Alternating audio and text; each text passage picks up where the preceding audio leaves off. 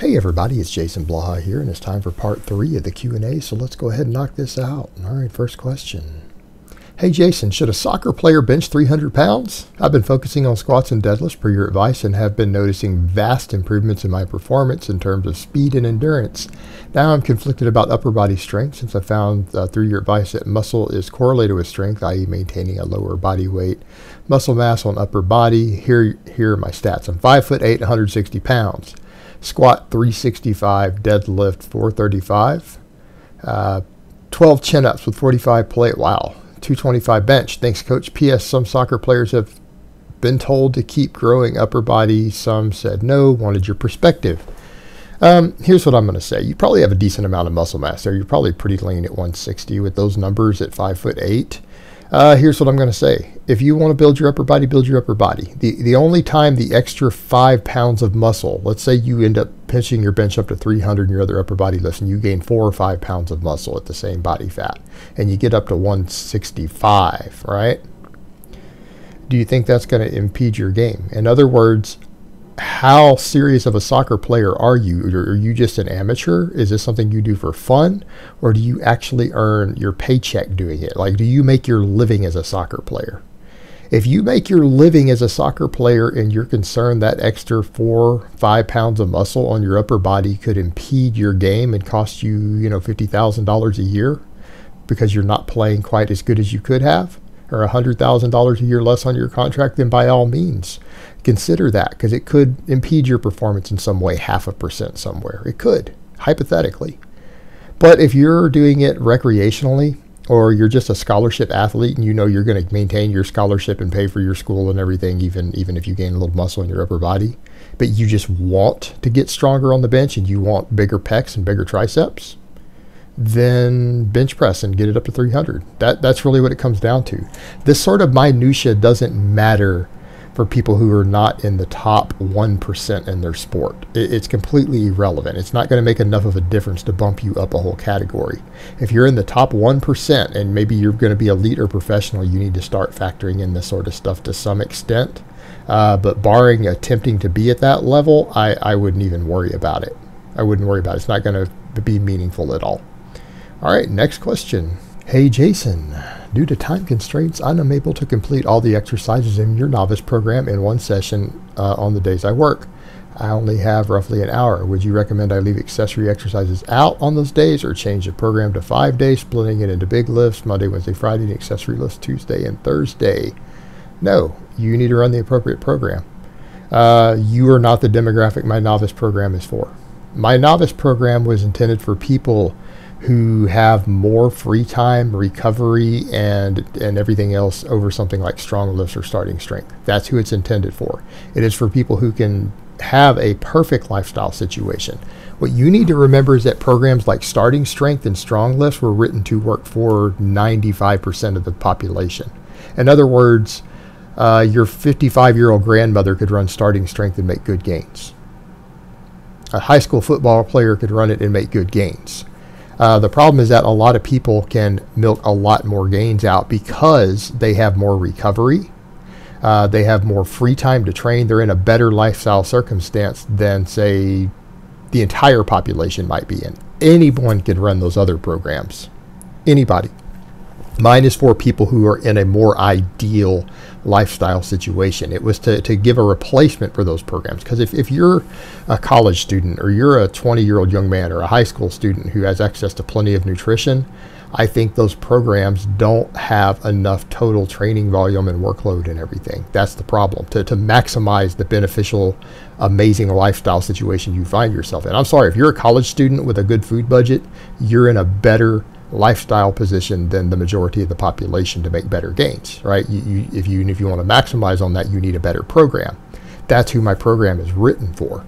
If your lifestyle dictates that you only have an hour to work out, my program's not for you. Go run starting strength. Go run strong lifts. You'll be just fine. You just won't milk out that last 3, 4, 5% of gains. That's it. You'll still make 90, 95% of the gains you would have made on mine. You'll be just fine. Just do it. All right, next question. Hi coach, what is your opinion on fitness gadgets? Let's take the ridiculous calorie counting aspect of them out of the equation and focus on the heart rate and sleep monitoring properties of them and how they could potentially help advise a user of recommended recovery periods due to resting heart rate among benefits. Cheers, Jason Blaha Fitness. Yeah, we know the calorie counting ones are complete garbage. They're nonsense. Any of that stuff, complete waste of your money. Complete waste of your money and really stupid products. The resting heart rate, the sleep stuff, all the stuff for recovery, stuff that checks body temperature, resting heart rate, all that in the morning. Is that beneficial for a very, very, very serious athlete? Yes, potentially so. Do 95% of people who go have a gym membership and who train hard enough to benefit from one of these? No. I'm going to say that these products work for a very niche population. Now, I know you're a really serious boxer. If I recall, very serious boxer who also lifts hard. You might be the demographic that could benefit from this for your recovery, to know if your resting heart rate is up, if your blood pressure is up, all that stuff is up in the mornings, you are probably overreaching at that point. It might be time for you to start looking at when you're going to schedule your next deload. For the general population who lifts 3 or 4 days a week and does a little bit of cardio, I think these products are damn near useless. They don't train hard enough, and they're not competitive enough, and they're not elite enough athletes to really need this or benefit from it. They just don't need it. For them, it's a complete waste. For you, it may not be. I think it could be a valuable tool for gathering data, a valuable tool in your toolbox when you're trying to push that bleeding edge and gain that last 0.5%, out of your performance. So for a serious athlete, I think they could have value. Absolutely. All right, next question. Hey coach, I've recently moved from a relatively cold country to a very hot one in which my training environment is substantially hotter than what I'm used to. And I've noticed about a 5% drop in strength across the board and requiring a longer rest between sets. What exactly is happening if other factors are roughly the same? Would I instantly be stronger if I was able to work out in a well air-conditioned room rather than a sweat box? Thanks. Yeah, you'd see an immediate change. You'd see an absolutely immediate improvement in strength again. A couple things that you need to factor in. I have trained in freezing cold environments, and I have trained in sweltering Texas heat. And when I say sweltering, I'm talking about, for all my international people, over 40 degrees Celsius. Over 40 degrees and high humidity. I've had to train in that environment really hard and heavy. I've also trained in freezing weather and below freezing, even on camera when I was in the UK. I trained in the wintertime on camera in the UK in an outdoor garage when it was below freezing.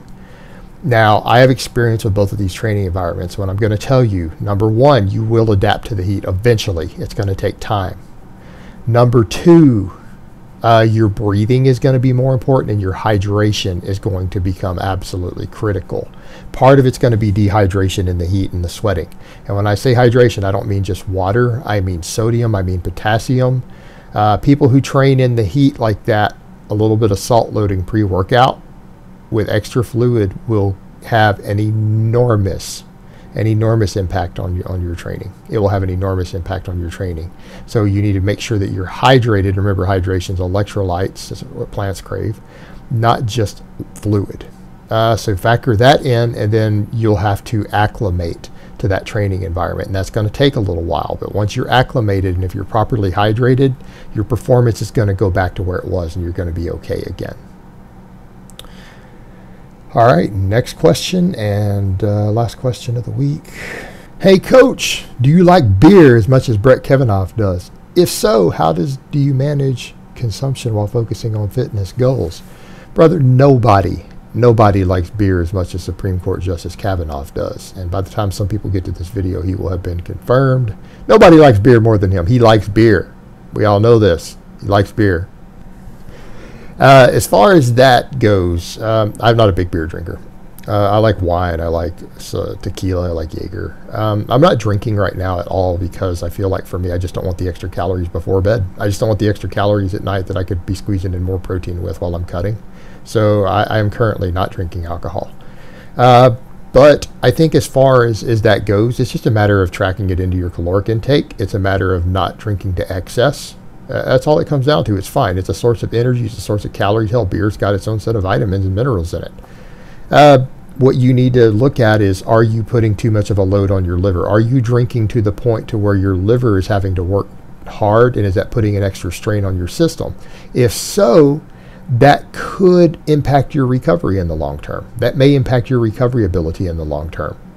And you're going to have to look at that and factor that in, and look at that in the totality of your lifestyle, right? But if you're binge drinking, yeah, it can absolutely 100% interfere with your training and recovery and everything. It's not conducive to your goals. Drinking in moderation, I think you can do just fine as long as it works into your total caloric intake and everything, and it's in true moderation. I don't think you really need to be worried about that from a training and a fitness and an athletic perspective. So that's my take on it. All right, guys, but that's really all I have to say on that today. I hope it's been informative, and I will talk to you guys next time.